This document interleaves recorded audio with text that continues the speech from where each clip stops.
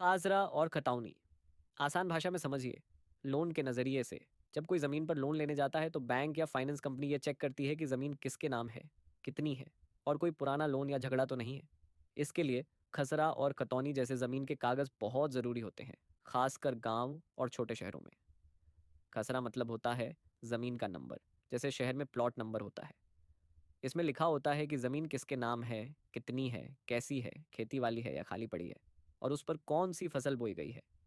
अगर किसान के पास 3 खेत हैं, तो हर खेत का अलग खसरा नंबर होगा, जैसे खसरा 101, 102, 103। लोन देने से पहले बैंक खसरा चेक करता है कि ज़मीन किसके नाम है और कहीं पहले से किसी और बैंक में गिरवी तो नहीं है। खसरे में क्या क्या लिखा होता है? खसरा नंबर मालिक का नाम, ज़मीन की कैटेगरी, खेती, गैर खेती, सरकारी या प्राइवेट, बोई गई फसल का नाम, ज़मीन का उपयोग, खाली खेती आदि, कोई पुराना लोन, झगड़ा या केस तो नहीं। लोन के लिए खसरा क्यों ज़रूरी है? मालिक का नाम पक्का करने के लिए कोई झगड़ा या पुराना लोन तो नहीं है। ये देखने के लिए ज़मीन की वैल्यू तय करने के लिए खेती वाले लोन में। ये देखना कि किसान ने कौन सी फसल बोई है। 2, खतौनी क्या होती है? खतौनी मतलब परिवार की ज़मीन की पासबुक। इसमें पूरे गांव में उस परिवार के नाम कितनी ज़मीन है वो लिखा होता है। जैसे एक आदमी के नाम 3 खेत हैं, तीनों का खसरा नंबर खतौनी में एक साथ जोड़कर लिखा जाता है।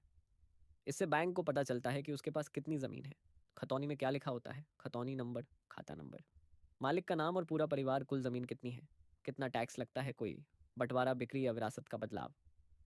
लाइड लाल डू तिल खसरा और खतौनी में क्या फ़र्क है? खसरा एक एक खेत का रिकॉर्ड, जबकि खतौनी पूरे परिवार की सारी ज़मीन का रिकॉर्ड। खसरा ज़मीन का नंबर, मालिक, फसल, झगड़ा वगैरह। जबकि खतौनी किसके पास कितनी ज़मीन है ये पता चलता है। खसरा पटवारी बनाता है, जबकि खतौनी तहसीलदार या राजस्व विभाग बनाता है। खसरा ज़मीन गिरवी है या नहीं ये पता चलता है, जबकि खतौनी एक साथ सारी ज़मीन गिरवी रखने में काम आता है। वो सोल्ड उन डू 4। लोन लेते वक्त खसरा खतौनी कैसे काम आते हैं? मालिक की पहचान। बैंक चेक करता है कि ज़मीन उसी आदमी की है जो लोन ले रहा है।